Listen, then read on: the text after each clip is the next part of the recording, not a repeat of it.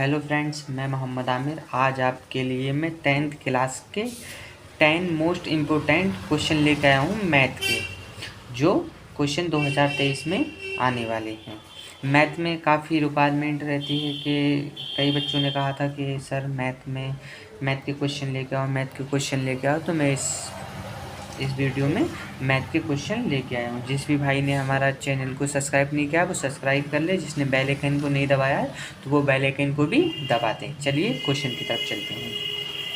पहला क्वेश्चन है हमारा, कोई घटना घटित नहीं है तो उसकी प्रायिकता क्या होगी। ये जो प्रायिकता वाले सवाल हैं, इसमें से हर साल आना ही आना है कोई विकल्प, तो इसको ध्यान से देख लें। ये 8 में आ चुका है और 9 में आ चुका है और 13 में आ चुका है।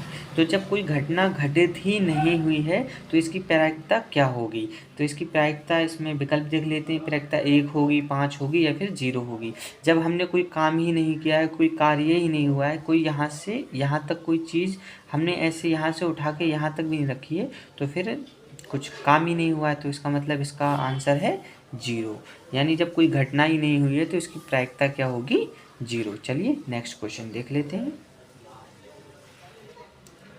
नेक्स्ट क्वेश्चन है हमारा, निम्न में से कौन सी घटना की प्रायिकता नहीं हो सकती है। अब ये इसमें पूछ रहे हैं कि निम्न में से कौन सी घटना प्रायिकता की नहीं हो सकती है। तो इसमें हम विकल्प देख लेते हैं। 1/3 नहीं हो सकती है, 0.1 नहीं हो सकती है, या 9 नहीं हो सकती है, या फिर 17/16 नहीं हो सकती है। तो मैं एक बात आपको बता दूं, जो प्रायिकता होती है किसी भी घटना की हो तो प्रायिकता 1 से कम होती है, ना कि 1 से ज़्यादा होती है। तो हमें साफ पता है इसका आंसर होगा 0.1। चलिए नेक्स्ट क्वेश्चन देख लेते हैं। नेक्स्ट क्वेश्चन आ जाता है हमारा, यदि किसी घटना की प्रायिकता p है तो इसकी प्रायिकता होगी। यानी किसी घटना हो चुकी है, उसकी प्रायिकता है p। तो ये 11 में आ चुका है 2013 में आ चुका है, 2016 में आ चुका है। तो हम इसके विकल्प देख लेते हैं। इसके विकल्प हैं 1 - p, या 1 + p, या 1 - p। तो इसकी प्रायिकता होगी 1 - p। चलिए नेक्स्ट क्वेश्चन देख लेते हैं। नेक्स्ट क्वेश्चन है हमारा, निम्न में से कौन सी केंद्रीय प्रवृत्ति का माप नहीं है। यानी जो केंद्रीय प्रवृत्ति है उसका माप नहीं है। माध्यम नहीं है, बहुलक नहीं है, या मानक विचलन नहीं है। तो माध्यम भी है, बहुलक भी है इसका, और इसका जो नहीं है वो है मानक विचलन। यानी केंद्रीय प्रवृत्ति का जो मानक नहीं है वो है मानक विचलन। चलिए नेक्स्ट क्वेश्चन देख लेते हैं। नेक्स्ट क्वेश्चन आता है हमारा, प्रतिच्छेद बिंदु के क्षैतिज अक्ष से कम प्रकार और से अधिक, मतलब एक अक्ष से कम आ रही है और एक प्रकार से और अधिक आ रही है तो त्वरण देता है। तो इसमें जो त्वरण होगा वो देता है। तो ये देख लेते हैं। पहला विकल्प है हमारा ये सभी, या माध्यम त्वरण देगा, या माध्यमिका त्वरण देगा, या फिर बहुलक त्वरण देगा। तो इसका आंसर है ये सभी। यानी जो त्वरण देगा वो माध्यम भी देगा, माध्यमिका भी देगा, और वो बहुलक भी देगा। ये देखो गाइस, 2009 में, 2012 में, 2014 में आ चुका है। देख लेते हैं नेक्स्ट क्वेश्चन। अब हमारा आता है बारंबारता। जो बारंबारता आता है तो इसमें स्टूडेंट 7 नंबर का भी क्वेश्चन आता है, वो आता है लॉन्ग में, और जो विकल्प वाले आते हैं वो इसी में से आते हैं। यह है बारंबारता बटन की माध्यमिका आलेखीय किस विधि से प्राप्त की जाती है। यानी जो बारंबारता है वो हम उसकी आलेखीय किस विधि से प्राप्त करते हैं। जैसे सूत्र आपने देखा होगा, बारंबारता कैसे निकालते हैं, इसमें भी यही पूछा गया है। तो विकल्प देख लेते हैं। आयत चित्र से निकालते हैं, या फिर त्वरण से निकालते हैं, या फिर बारंबारता चक्र से निकालते हैं। एक बात ध्यान से देख लें। कभी कुछ बच्चे ऐसे होते हैं कि यहाँ पे देख लिया उन्होंने, बारंबारता बटन की माध्यिका आलेखीय किस विधि से होती है। तो यहाँ पे इन्होंने बारंबारता देख लिया, तो यहाँ पे इन्होंने अगर ये देख लिया बारंबारता चक्र से, तो कुछ स्टूडेंट्स जो होते हैं वो क्वेश्चन में यही लगाए जाते हैं बारंबारता चक्र से। हालांकि ये बारंबारता चक्र उसका नाम है, ना कि बारंबारता चक्र से निकालते हैं। तो जो बारंबारता चक्र का बटन माध्यम होता है तो उसको निकालते हैं हम त्वरण से, यानी जो त्वरण होता है उससे निकालते हैं। तो ये भी क्वेश्चन देखो रिपीट हो चुका है, 9 में आ चुका है, 2012 में आ चुका है, 2019 में आ चुका है। चलिए नेक्स्ट क्वेश्चन देख लेते हैं। नेक्स्ट क्वेश्चन आता है हमारा, दो आकृतियां हैं जिनके आकार समान है परंतु माप समान नहीं है।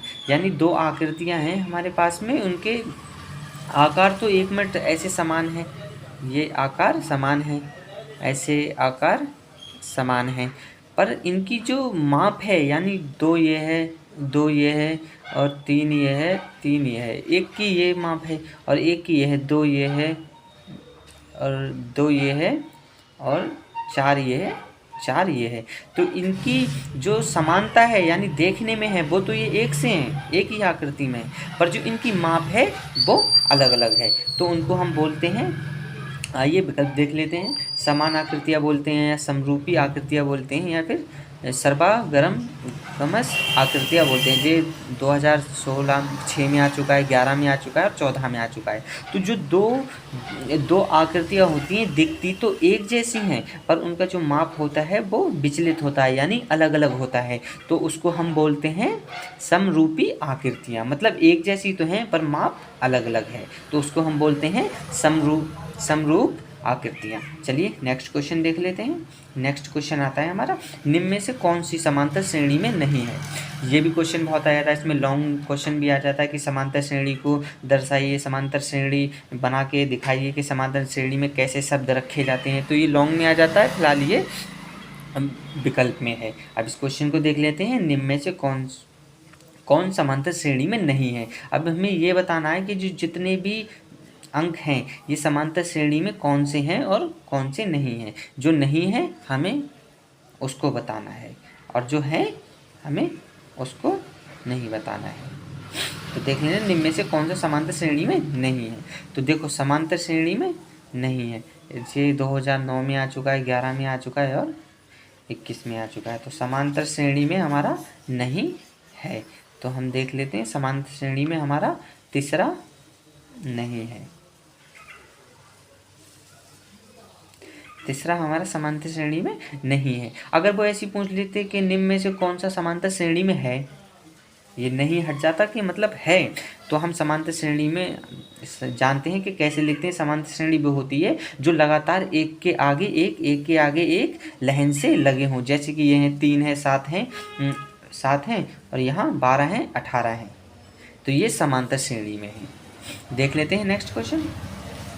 नेक्स्ट क्वेश्चन आता है हमारा, किसी समांतर श्रेणी में यदि -4n बराबर 7 है, बराबर 4, n बराबर 7 है और an बराबर 4 है, तो a का मान क्या होगा, हमें a का मान देखना है। तो सिंपल ही है, जब 4 को यहाँ से हटाएंगे, जब इन्होंने n का मान 4n का ये दे दिया तो a की जगह पे 4 आ जाएगा और ये 7 हो जाएंगे। जब इसको फॉर्मूले को हल करेंगे यहाँ पे 4 को, तो यहाँ से 4 सत्ते 28। अब देख लेते हैं हम 28 हैं या नहीं है इसमें। तो देख लीजिए ये 9 में आया है, 2017 में आया। देखो पहला क्वेश्चन है हमारा 30, दूसरा है 20, तीसरा है 25, चौथा है 28, यानी इसका करेक्ट आंसर है 28। चलिए नेक्स्ट क्वेश्चन देख लेते हैं। नेक्स्ट क्वेश्चन है हमारा समांतर श्रेणी यानी -11, -8, -5 का पहला धनात्मक पद होगा, यानी जो इनके बीच में और पहला जो पद है वो धनात्मक होगा। 2014 में आ चुका है, 2019 में आ चुका है। इसका देख लेते हैं विकल्प, -2 होगा, 4 होगा या 3 होगा या 1 होगा। तो इसका करेक्ट आंसर होगा धनात्मक, यानी +3, इसका धनात्मक होगा। और गाइस ये क्वेश्चन याद कर लें और मैथ में काफ़ी आसानी हो जाएगी पेपर करने में। ये 10-12 नंबर आपको बिल्कुल फ्री के मिल जाएंगे अगर आप ये क्वेश्चन देख लेते हैं तो। और जिस भी भाई ने हमारे चैनल को सब्सक्राइब नहीं किया वो सब्सक्राइब कर ले और बेल आइकन को दबा ले। मिलते हैं नेक्स्ट वीडियो में।